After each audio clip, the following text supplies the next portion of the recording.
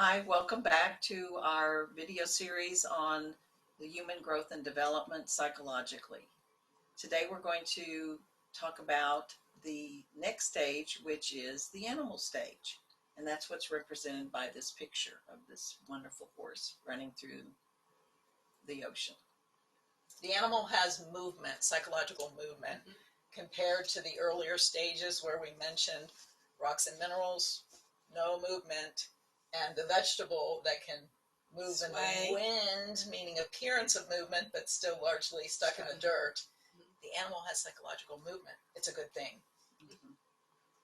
On a note to everyone in the audience, each of these paintings that we're showing to represent these various stages are done by our artist, Deborah Willson. So we want to give credit where credit's due. Thank you. You're welcome. And the main thing to know about the animal stage is it's physically oriented. People on this stage are all about the physical causes, physical solutions, physical productivity. They're very, very performance oriented, which is a wonderful thing. They do great things for society. And when is it not a wonderful thing? If you want to get through to them emotionally. It's like you can talk all day to your dog and tell them how you're feeling, and the dog may inch closer to you. They can be very sensitive and maybe lick your face, but are they going to share their emotions? No. Physically, but not verbally. not emotionally. I mean, they can be very, very soft and cuddly, but relationships are largely physical. So if you pet them, they will come. Yes, absolutely. But if you don't, they may go to the neighbors. You're right. And that's the whole thing. If you know what stage of development your friend or partner is in, you know what to expect from them. There are no surprises. No unfulfilled expectations. Right. Yeah, you can take those off your list of to-dos. So does anyone have a good example of an animal in their lives? Like the coronavirus, for example, it's a physical virus. Right? It is a Tiny, physical virus. It is a physical virus. That's right, and it's being totally taken care of on the physical level. The spiritual aspects of the virus are not even looked at, because if you study the spiritual aspects of virus, that represents fear. And we certainly have a lot of fear globally around this virus. Whenever there's a society that is based in fear, or fear runs strong through that society, you're going to see viruses emerge. It's just a spiritual law. But if you say that to someone stuck in the animal stage, they might get glassy-eyed. Oh, they won't even understand what you're talking about. That will sound like something from Mars to them, because they're saying, well, we can do a vaccine, we can do masks, we can do 6-foot distancing, completely oblivious to the spiritual implications of all of that and how it affects humanity. That won't even come into their realm of consideration, because they're only going to take care of it on a physical basis. It has to be tangible. Otherwise, it's just kind of ethereal mumbo jumbo. And another good example of that would be, instead of letting natural immunity develop, which has been going on for thousands of years of humanity, they're going to come in and force something through a vaccine, which could be taken care of through natural immunity. And if that's forced on all people, guess which stage of development that is? That becomes a rock, a mineral. No choice. One way, my way. Yeah, mineral. Absolutely. So that would be how I would think that it's showing up in society, the animal stage. Yep. Physical. Yeah, from a personal perspective, when I was in my 20s, I was having a very difficult time getting pregnant, and I had a couple of miscarriages and different kinds of female issues. And it was only in retrospect that I realized that, of course, I was living consistently with my value, because I love children. I wanted to have children, and I also wanted my child that I had to be in a healthy environment, and I wasn't in a healthy. It was not in a healthy environment in the marriage that I was in, and it was. And I realized that I, you know, have basically shut that part of my body off because of the fear that I had of bringing a child into that relationship. And so I came to realize that, you know, how those emotional things had manifested in my body. And after I was out of that relationship, I didn't have female problems anymore. I didn't get pregnant either. But by then, I think, you know, after 10 years, my body had pretty much habituated to, I guess, its own built-in birth control or something. Well, you're bringing up a really important point, because animals do not feel much of their feelings, and certainly don't express them emotionally. All that emotional realm is tucked inside, held in their bodies, and can cause all sorts of physical problems. And we all know chronic illness is on the rise in our country because we're not in touch with our emotional realm and expressing And have it you enough. seen how these chronic illnesses since the lockdown has accelerated immensely? Accelerated.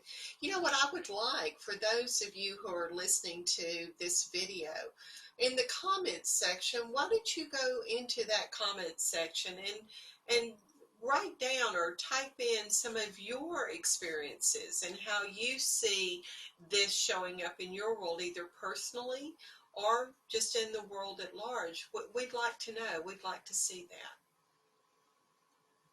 And how you get animals to evolve to the next stage of development is to help them to become aware of their emotions. Mm-hmm. And that a typical animal might be, I'm not angry, I tell you. And you say, well, you sound angry to me. You know, you just got loud and your jaw was clenched and you made a fist, and you help them to see their emotional self that they're expressing physically. And you offer them other ways to express that. Mm-hmm. And it's okay to tell me you're angry, and help them to see by you expressing your anger verbally, emotionally, that you might model where they need to go. Yeah. And the whole thing is, when I work with people who are having chronic illness, is I help them to express whatever that emotion is stuck in their body verbally, so they can get it out of the physical expression into the next stage of development, the emotional expression. And remember that with the animal stage, there's a lot of possibility there. Mm-hmm. That's like a jumping off point to awareness, enlightenment, healing. And so the more kindness and the more knowledge you have about that stage, the more you're able to help the people in your life that are in that stage, even yourself maybe. Having the awareness that you just recognizing these things, or having someone that, you know, holds out their hand to help you. And I'm thinking of one person I once worked with who had an intestinal illness that was chronic, and she was an artist, so I asked her to draw it. And the color red was everywhere. Her rage was palpable, and she had a lot to be enraged about. She had tremendous trauma, but she was able to see it. Mm-hmm. She couldn't get how angry she was until she saw her own painting and said, oh my goodness, I'm enraged, aren't I? And it's like, yes, and your intestines are trying to show it. And you know what? She was able to get it out, and her intestinal illness went away. Mm-hmm. But you have to find a way to get animals to see it for themselves, so they can then express it and get it out of the body. Mm-hmm. And so in a way, this painting represents this horse is running. It may be running away from something, but it's also running to something, to a new awareness of what's in the past. That's the potential for the animal. Mm-hmm. Now, with an animal, if you'll notice, if you'll remember just your own experiences with animals, they can be friendly or they can be not so friendly. And so, someone who's in an animal stage, you do need to remember it's an animal stage. And so they can cheat, they can lie, because they're very physical. And they don't realize the spiritual implications or the emotional implications sometimes of their actions. Would you say that's correct? infidelity that's so common in our country. Infidelity, That they don't. or and even we have this epidemic of pornography, which is a form of infidelity. So yeah, And a lot of cultures think that's normal, particularly Yes. for males, when it's an animal behavior. yes, yes.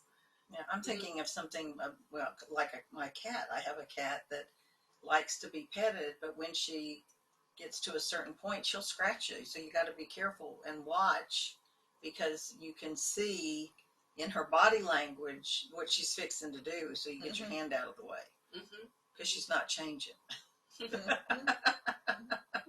And she got a little bit of this mineral in her. We all have all parts, and the whole thing is how we use them. Are we aware of them and using them consciously, or do they come out beyond our knowledge? And that unconscious place. So anything else anyone want to add about the animal stage? Just to help those animals in your life to evolve by helping them get in touch with their emotions and express them verbally, emotionally. And remember, they're physical, so they're just physical. So they may need a lot of petting, but just, Lot of but petting. just be aware that there's the darker side. So get ready to put They your do hand have out of claws. the way. Yeah. Get your hand out of the way. Okay, until next time. Bye-bye. Bye. Bye.